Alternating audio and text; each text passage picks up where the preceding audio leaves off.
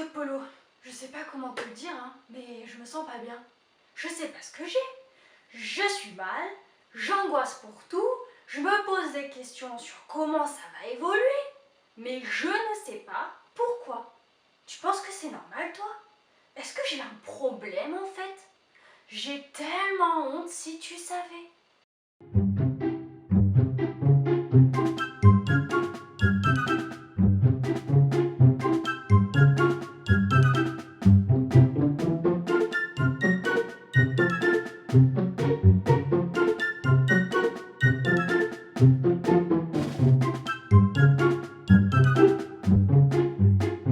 Bonjour à tous et bienvenue sur ma chaîne Les Petits Trucs de Manon. Alors en cette période difficile, il se peut que tu te sentes mal, que tu aies une baisse de morale ou plus communément appelé un petit coup de mou. Alors est-ce vraiment normal? Comment faire pour y remédier? Mais surtout, ai-je vraiment le droit de me sentir mal? C'est vrai, après tout, j'ai un toit sur la tête, je peux manger et boire comme bon me semble. Pour le moment, je ne suis pas malade et je touche du bois. Mais surtout, il y a bien pire que moi dans ce monde. Alors, ai-je vraiment le droit de me sentir mal? Alors, je te stoppe tout de suite. Dans cette période comme celle-ci, avec le contexte actuel et le confinement, il est totalement normal et légitime que tu te sentes mal et que tu aies des baisses de morale. J'irai même plus loin en te disant qu'il est normal d'avoir des baisses de morale dans la vie de tous les jours, hors contexte de crise sanitaire et hors confinement. Et tu sais pourquoi? Parce que c'est mon caractère? Ou parce que peut-être que mes parents m'ont éduqué comme ça en fait? Eh bien non, pas du tout. C'est tout simplement parce que tu es humain. Humain veut dire ressentir des émotions. Et ces émotions sont très importantes pour ton développement personnel et surtout ton épanouissement. Oui, bah admettons, mais en attendant, tu me dis pas comment enlever mon mal-être en fait. J'allais justement y venir.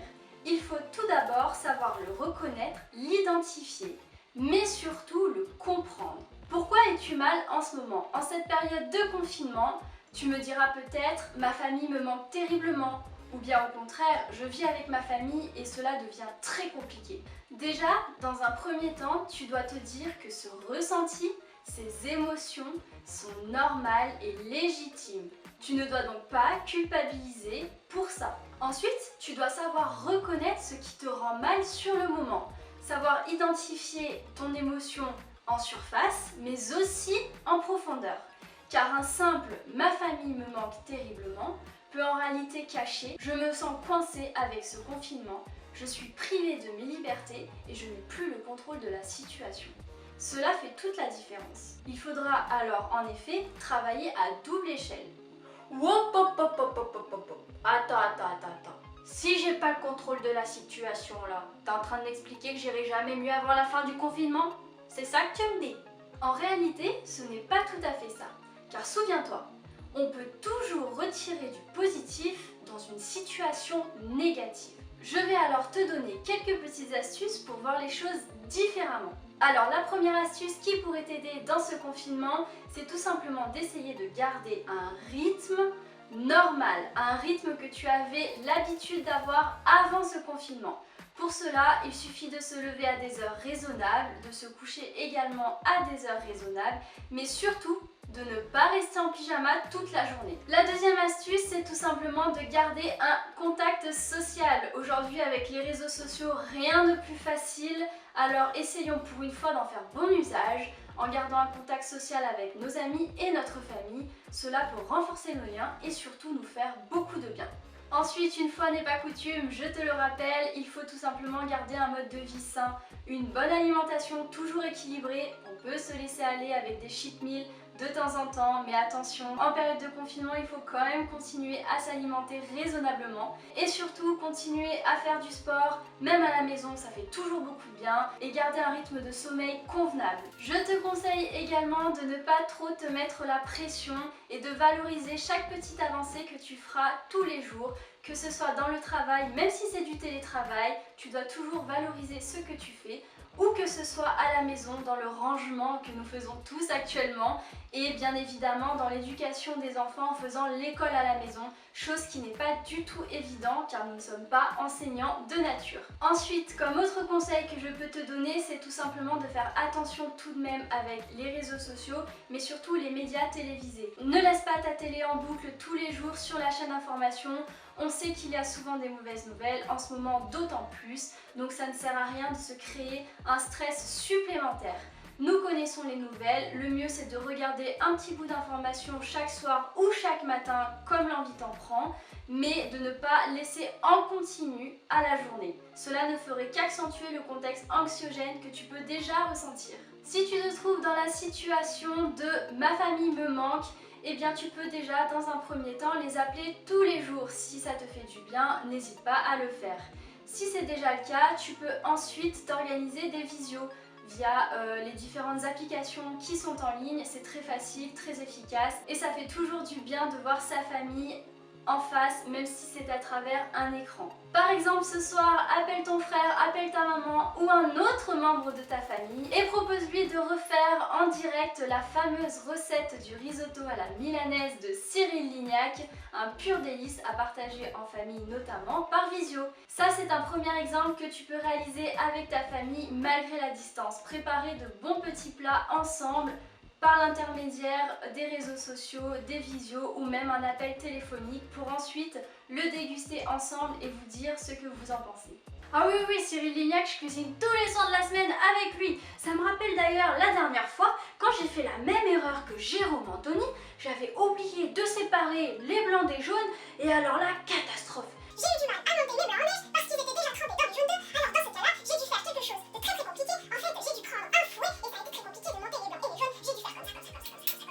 Mais ça ne marchait pas, je ne comprenais pas. Alors du coup, Cyril Lignac a dit c'est pas grave, il faut prendre la spatule et bien venir comme ça. Et alors là, le résultat était fabuleux. Oui, tout ça pour dire qu'effectivement, la recette était fabuleuse. C'était génial. Mais attends, si tu n'aimes pas cuisiner, est-ce qu'il existe d'autres astuces pour partager des super moments en famille tout en étant séparés? Bien sûr, tu peux faire également des e-apéros, je pense que tu connais ce concept révolutionnaire. Attention toutefois de ne pas en abuser quand même en cette période de confinement pour garder la forme. Mais tu peux également faire des jeux de société, oui, je t'assure, des jeux de société qui ne demandent aucun matériel à part ton téléphone ou un ordinateur, tels que le jeu du qui est ou du à quoi je pense ou à qui je pense, qui sont des jeux assez rigolos, rapides et que tu peux bien évidemment faire via un visio. Et attends, pour les personnes qui sont justement avec leur famille, coincées dans leur appartement, tu fais quoi pour ces familles quand la famille te gonfle justement? La situation reste quasiment la même, il faut savoir s'occuper tous ensemble, créer des activités et pourquoi pas repenser nos modes de vie de façon différente. Mais surtout, il faut savoir s'accorder du temps pour soi, du temps seul. Tu as le droit de sortir 1 heure par jour dans un rayon d'1 kilomètre autour de chez toi, alors profites-en, fais-le, va t'aérer l'esprit, t'évader, penser à autre chose et surtout penser positif. N'oublie pas que tu n'es pas obligé de sortir, tu peux également prendre du temps pour toi, chez toi, en décidant par exemple de découvrir de nouvelles passions. Oui, je vois, mais les parents célibataires qui ne peuvent pas laisser leurs enfants seuls, tu en fais quoi là? Là encore, ce ne sera pas sans difficulté, mais une fois les loustiques couchés, il faut se poser et se recentrer sur soi-même.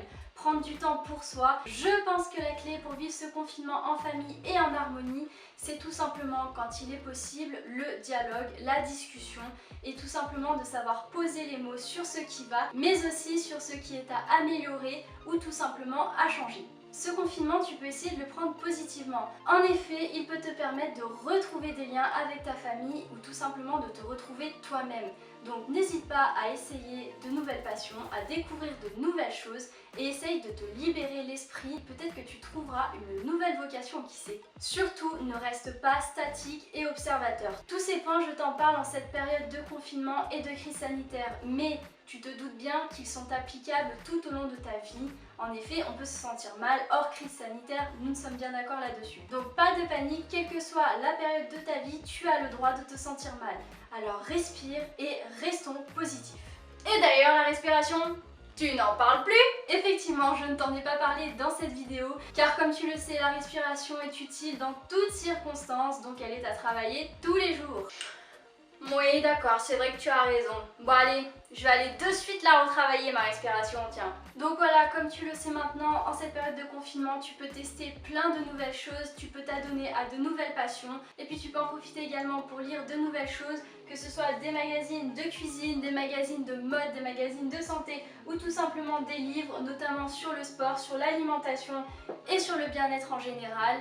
Et surtout, n'oublie jamais que toi aussi, qui que tu sois, tu es capable de belles et de grandes choses. Allez, courage, tu vas y arriver, on va y arriver. Je te dis à très bientôt pour une nouvelle vidéo. N'hésite pas à mettre un petit pouce bleu en dessous de cette vidéo, à partager et si ce n'est pas déjà fait, à t'abonner à ma page. Allez, force à toi, courage et moi je te dis à bientôt. Ciao, ciao. Allez Polo, ça y est, maintenant c'est décidé. Après la cuisine, je me mets au dessin. Et puis demain, ce sera la peinture, puis ensuite la lecture, la couture. Et pourquoi pas